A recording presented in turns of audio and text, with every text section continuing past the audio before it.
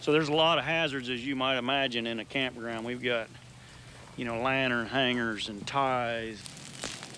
Getting ready for the spring camping season can be destructive, especially to unwanted and invasive species of plants. And Steve Nichols shows us through his lens how fire is the prescription needed to heal a campground. That is a massive column of smoke, and from a distance, it does not look good. And if you get closer, it looks even worse. It's a forest fire. So guess where I am? Yeah, I'm in the middle of a forest fire of sorts. It's a controlled burn out here at Coon Creek Access Area at Lake Shelbyville, and it's burning for a reason.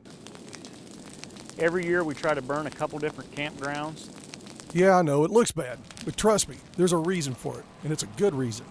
We're trying to knock back the underbrush, open the stand up.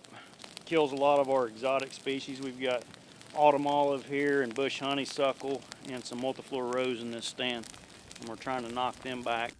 Now, I know what you're thinking. Why would anybody want to get rid of those plants? What'd they ever do to us? They'll actually compete with our native species for sunlight, nutrients, things like that. It'll actually inhibit the regeneration of a lot of our oak and hickory species. So we're actually losing our oak hickory woodlands because of these species. You see, doing a controlled or prescribed burn isn't as easy as it looks. A lot of planning goes into this. Wind and weather is everything. We use the wind to our advantage, which we're actually trying to burn into the wind very slowly or down a slope, depending, because if you were to light at the bottom of a slope, the fire is going to run up regardless of the wind, and you could do some damage to the timber. So we try to always do a really slow backing fire, which you can actually see behind me here.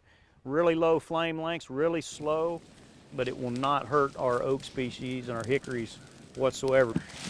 Campgrounds are cleared off to make sure that they don't burn, and even the fuel to start the fire is considered. If you get the mix any hotter on gas, it actually starts spitting flames at you. It gets a little bit dangerous. But we also coordinate with the fire department. Before we ever light the first match, we call, make sure they know where we're going to be, and once the fire is completely contained and we're ready to walk away from it in the evening, that's the last thing we do is call the fire department, tell them everything is safe. Yeah, I know the fire and the smoke behind me does look dangerous, but what it does, it actually brings the forest back to life.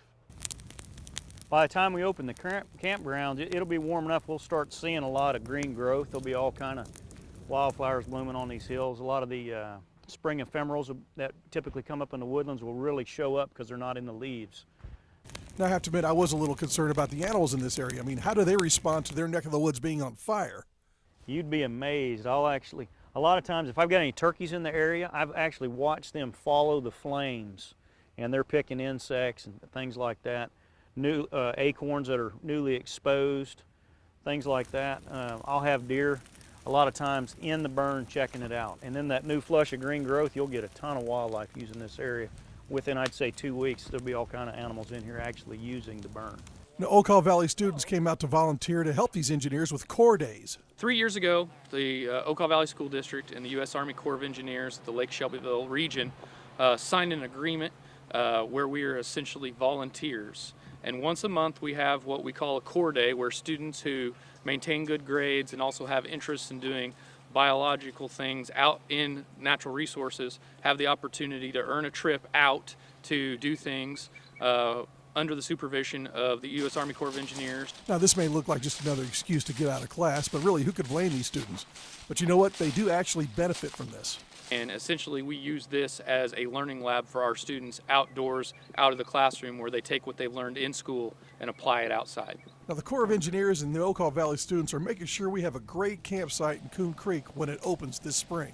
It'll be nice and green.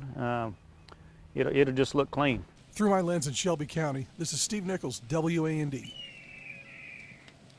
Now, if any of you guys are wondering if the burn will affect this upcoming mushroom season, Lee Mitchell says some people still find them and some don't. Jury's kind of out on if it will affect it or not. Interesting. Well, that's good to know. Interesting. Well, I find these burns, these burns, they're supposed to happen. The controlled I freak burns. out. As a news person, I think that an entire area is on fire. Yeah, And like a field fire. I'm like speeding to it, and then I see the little sign that's like, This is supposed to happen. I'm like, Oh. I wonder how many 911 calls though dispatch gets They get a from lot. people They- who you know, see I these can people imagine. burn. they do, because I did call one day. I was like, oh my gosh, something is on fire. They're like, no, it's supposed to be. I was like, Oh, okay. Okay, good to know. It's cool how much they use weather in that too. Yes. Yes. Predicting when the winds are going to blow and how they're going to blow, stuff like that. Yeah, winds are super important to wildfires, even especially out in the Midwest where they're not controlled. They're just wildfires out west. And these are controlled, but that's still important regardless, you know.